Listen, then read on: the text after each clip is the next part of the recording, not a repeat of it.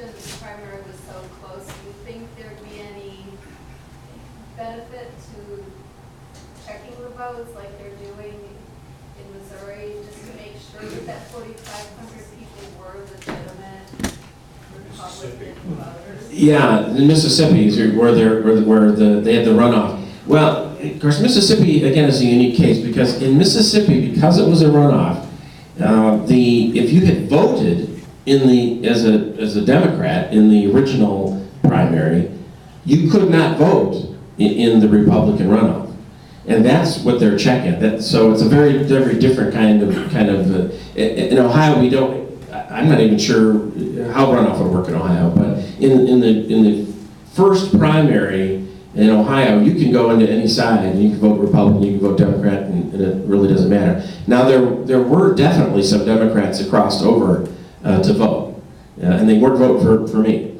Now, I don't know how big a number that was. I mean, some of you saw the ad, perhaps, that Democrats ran, saying I was this Tea Party crazy conservative guy.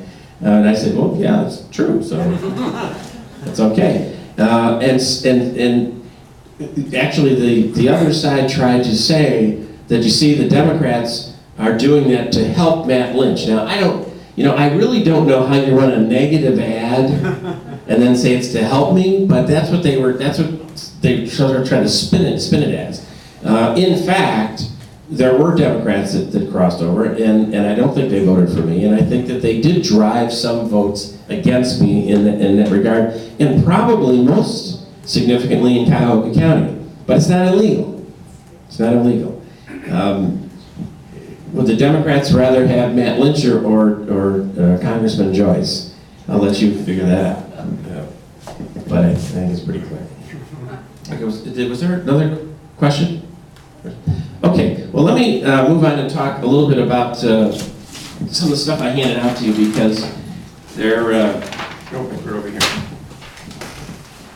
Oh, and by the way, I have copies of the Constitution and Declaration back there. If you didn't get one, you should pick one up and take it home. But I want to talk about this a little bit because of what's been going on our southern border in the last many weeks now. It's in the headlines. On the one side of this are two bills that I introduced over a year ago, House Bill 114 and 254. These were two bills that I filed in Columbus directly in response to President Obama's so-called DACA or DREAM Act executive orders. Now, just to back up so we all understand what's happening here, because what's going on at the southern border is a direct responsibility of Barack Obama. There was a bill proposed, goes back now I think 4 years, called the DREAM Act. The DREAM Act was a Democratic proposal to essentially provide benefits and a path to citizenship for young illegals in this country. You know the drill. What was that? Undocumented Democrats, exactly. And it was often referred to as, well, these are just young kids that come here and they've been here forever and they're good, hardworking, and blah, blah, blah. It's always playing on your sympathies. It's always the kids and blah, blah, blah. Well, truth is that was designed to help kids up to 35 years of age. So, it depends on what you think a kid is. So, but the DREAM Act was debated in Congress, and it did not pass. Now, it did not pass when the Democrats controlled Congress. And that's because when you poll U.S. citizens about how they feel about this illegal problem we have, it is overwhelmingly that the voters don't like this problem. And that's before all this nonsense we have going on now. So the DREAM Act didn't pass. And Barack Obama decided, well, as usual, I don't need Congress, right? So sue me, I'm going to do it myself. And he did. And he implemented something known as DACA, D-A-C, Deferred Action for Childhood Arrivals, which was an executive order that essentially said, if you come to this country and at a certain age, below age 35 essentially, and you're here for a certain amount of time, we're not going to take any legal action against you. Now they call it deferred action, but it's deferred until nowhere. I mean, it's not. They're never going to deport you. And this is an administrative decision. It's almost a judicial decision. And I don't want to go too far down the road into all the legalese of it, but the result of it was that if you went in and you filed some papers and you paid a couple $100, you would have, quote, legal status in the United States. Now, you weren't legally here. You were just sort of kind of not going to be sent home either.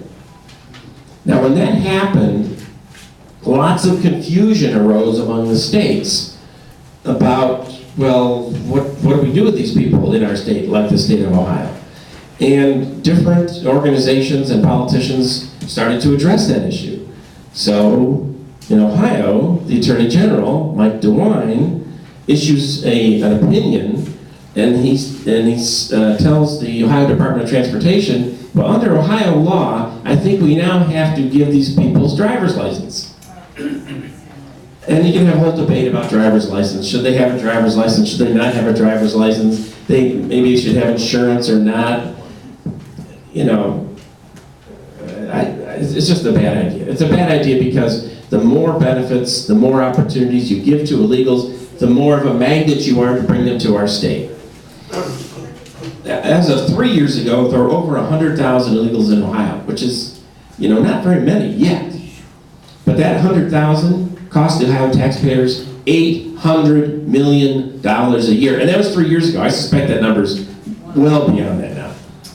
$800 million a year in education costs, healthcare costs, criminal justice system costs, because a lot of these folks are in jail. You know, this is a growing problem in Ohio. And when the Ohio Department of Transportation says, well, I guess we have to give them driver's licenses, I objected.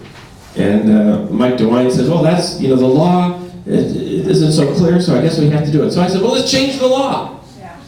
I mean, that's what I'm there for, right? So House Bill 114, very simple bill, in which says that, gee whiz, you can't get a driver's license in Ohio if you're not legally here. I mean, really. Is there anything more common sense than it could be? Well, apparently it's not very common sense because it's sitting in the Transportation Committee in Columbus. We did have a hearing, but it's not going anywhere. It's not going anywhere. In a Republican legislature with a Republican governor, we can't deny persons that are here illegally a driver's license. Figure it out, folks. Yeah. There's a problem there, and it's not the Democrats. And some months later, 6 or 8 months after that ruling by the Attorney General, the Board of Regents is the administrative body that oversees the state colleges and universities in Ohio. They decided, well, after looking at the situation, that we should actually give illegals in the state of Ohio status as, quote, residents for purposes of going to school. Now, what does that mean? That means that when you apply to Cleveland State or Ohio State or any of the state schools, you get discounted tuition as an Ohio resident. Now, you might not think that's a big deal, but folks, when somebody gets a discount as a resident, that's because the taxpayers are picking up the tab for the rest of it. It isn't just that it's cheaper for them, it's more expensive for you. And when the Board of Regents made that decision, they actually created a situation where if you have a relative in Detroit or in Philadelphia and they want to go to Ohio State, they're going to pay higher tuition than the illegal that came here from Guatemala. So a U.S. citizen pays more than a non-citizen. It's not right, it's not fair, and it makes no sense. And so, you know, naive Matt Lynch, I proposed a change in the law, House Bill 254, that would have said, look, in order to qualify for resident status and get discounted taxpayer subsidized tuition, you at least have to be in the United States legally. Yeah. And that bill sits in the Education Committee, going nowhere. Now, I point this out to you because it's not too late to get these bills out of committee and passed this year. But it's only going to happen if people use the current environment, which has been raised everyone's awareness because of what's happening at the border now, to push these things through the legislature before the end of this year. And so you have to make a